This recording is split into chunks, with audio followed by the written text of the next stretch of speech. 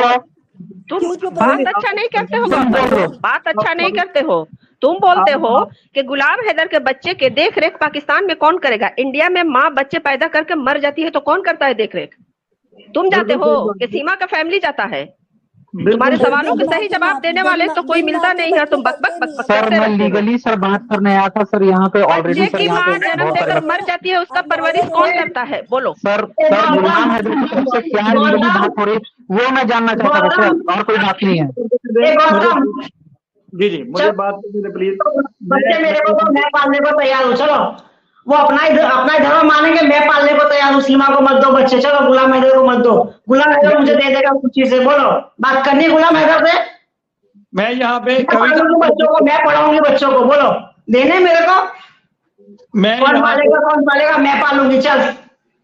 मैं यहाँ पे देखें मैं यहाँ पे, मुझे अगर आप लोग सर मैं यहाँ पे लड़ने नहीं आया हूँ सर, मैं यहाँ लड़ने नहीं आया हूँ, मैं यहाँ देखें, अगर आप लोग मुझे मौका दें तो मैं 2 मिनट में चीजें क्लियर कर देता हूँ। गौतम का जो सवाल है, देखें कविता, आप सबका बहुत शुक्रिया। मैं बिल्कुल नहीं चाहूंगा कि हमारा जो है वो एक चीजें जो है वो थोड़ा हम किसी को कोई टारगेट करें या गलत करें। उसमें गुड़िया का जो अपना ओपिनियन है बहुत जबरदस्त है।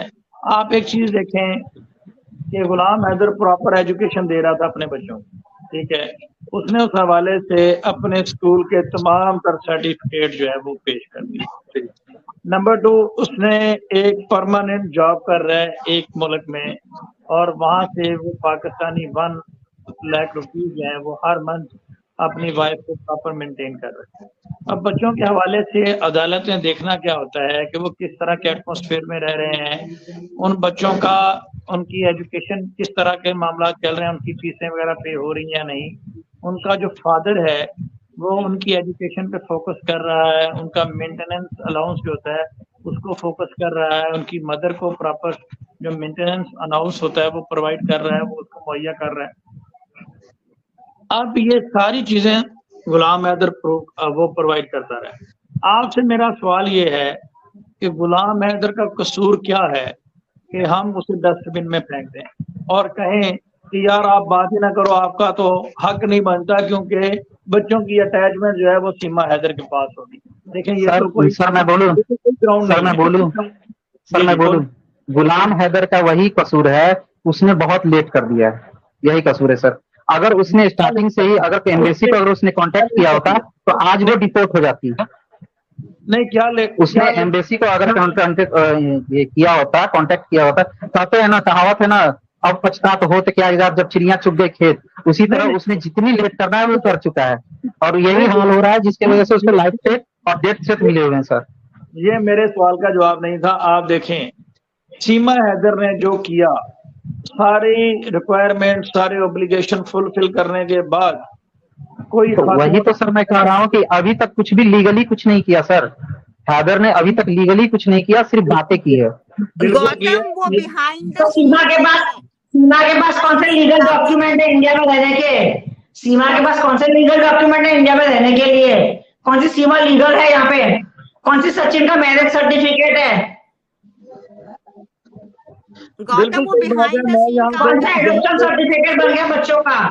एक वो गौतम ने लीव कर दिया शायद। यहाँ पे एक चीज और भी यहाँ पे मैं कविता सिस्टम बता दूं, वो ये है कि पाकिस्तान में या भारत में जो गार्डियन एंड वार्ड एक्ट चल रहा है ना, उसमें थर्ड पार्टी का भी एक कंसेप्ट है कि जहाँ पे पेरेंट्स के हवाले से कोई नहीं है तो अदालत किसी थर्ड पार्टी को, दादा दादी, नाना नानी या खुद स्टेट गार्डियन को अपॉइंट करके उनको कस्टडी दे सकती है और उनको लुक आफ्टर कर सकती है। जिस तरह से इसने कहा कि उनको कौन करेगा, ये सवाल तो गौतम साहब कर सकते हैं कि गुलाम हैदर बेरोजगार हो, वो कोई बैड एक्टिविटीज में इन्वॉल्व हो, वो कोई क्रिमिनल किस्म का शख्स हो जिससे ये खतरा हो कि वो बच्चों को जो है वो उनकी जिंदगी खराब कर देगा।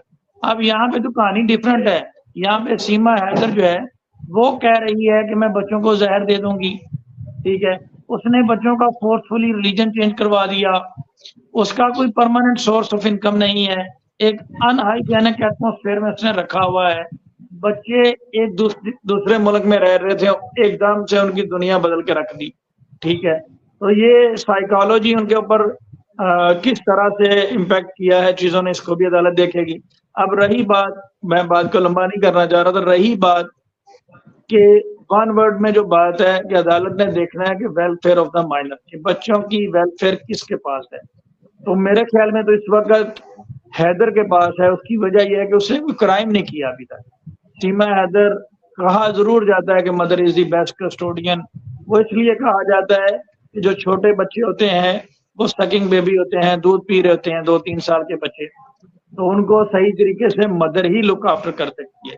लेकिन जो माँ अपने बच्चों का एक जमा पूंजी मकान बेचकर ही निकल ली, वो कहाँ से बेस्ट कस्टोडियन हो सकती है। जो गुलाम हैदर ने अपने बच्चों का फ्यूचर बेहतर करने के लिए, अपने बच्चों के रहने के लिए, एक घर बनाने के लिए एक प्लॉट परचेज किया और वो उसको बेचकर भारत निकल गई और उससे वो अपनी अयाशियां और अपनी जिंदगी की चीजें जो है वो पूरी कर रही है। लेट्स सपोज उसकी थोड़ी देर के लिए बात मान लेते हैं कि उसने ये शक किया है, तो ये क्या कोई शक करना है तो वो क्या बच्चों का प्लॉट बेच के करना है, ठीक है, वो गुलाम हैदर के पैसे चोरी करके करना है या भीख मांग के करना है। अभी तक सीमा हैदर का जो फाइनेंशियल स्टेटस है वो तो ये है कि वो मकान बनाने के लिए लोगों से भीख मांग रही है, ठीक है, जबकि गुलाम हैदर एक परमानेंट जॉब कर रहा है और अच्छा खासा कमा रहा है और अपने बच्चों को पहले भी एजुकेशन दे रहा था, आगे भी देगा। तो ये सारी चीजें जो हैं ये गुलाम हैदर की फेवर में है, इसीलिए हम कहते हैं। और फिर ये जो एक आर्गुमेंट है कि उसने लेट क्यों किया, ये तो अदालत डिसाइड करेगी ना कि लेट हुआ है या नहीं किया। दो ममालिक के दरमियान ये मामला है। अब गुलाम हैदर कोई सुपरमैन तो है नहीं, ना वो क्रिश है कि वो जंप मार के भारत पहुंच जाए और यूं से बच्चे पकड़ के ले। प्रैक्टिकली और फिल्मी दुनिया में बहुत फर्क है और प्रैक्टिकली चीजें थोड़ी मुश्किल है, लेकिन वो कोशिश कर रहा है। और यही वजह है कि ये सारे ग्राउंड जो हैं, दुनिया का कोई कानून नहीं है कि जो गुलाम हैदर को किसी बात पे बाहर कर रहा हो और कह रहा हो कि जी आपको जो है वो बाहर निकालते हैं और आपको तो सुना ही नहीं जाएगा। तो ये चीजें जो हैं ये गुलाम हैदर को सपोर्ट करती हैं सारी।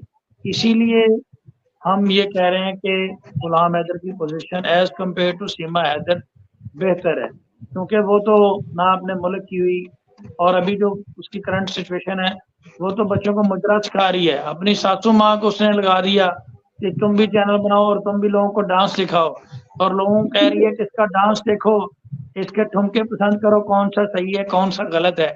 जिस तरह के डांस सामने आ रहे हैं सीमा हैदर के, तो ये तो बच्चों को क्या बनाएगी मुझे बताएं, ठीक है। तो लोग तो बच्चों को डॉक्टर बनाते हैं, इंजीनियर बनाते हैं, ठीक है, तो ये क्या बनाएगी। जिस तरह से इसने अपनी सासू माँ को कह रही है कविता सिस्टर, हाँ तो मैडम क्या कहेंगी आप। मैंने इंटरव्यू देख के मैं हैरान, मैं कहा मैडम मैंने ये क्या चक्कर दे दिया यहाँ पे, ठीक है। तो जी अब आप बात करें कविता। फियाज भाई आप इंडिया आइए, फियाज भाई इंडिया आइए, बॉलीवुड आइए और हमारी फिल्म सिटी देखिए। हमने देखी हुई है फिल्म सिटी, एक एक जगह पे कैमरा लगा के इतने शूटिंग होते हैं, हमारे इतने डांस वाले हैं, समझो 50 करोड़ औरतें हमारे इंडिया में डांस करती होगी। हमको सीमा का डांस नहीं चाहिए, सीमा की आरती नहीं चाहिए। 70-80 करोड़ औरतें आरती पूजा करती है, सब कुछ होता है हमारे देश में, हमको सीमा का कुछ नहीं चाहिए। और गुड़िया मैम आप इस बात के लिए बोलिए कि उसने क्यों बोला कि इंडिया ही वर्ल्ड कप में जीतना चाहिए। ये गेम है, जीत हार हो सकती है।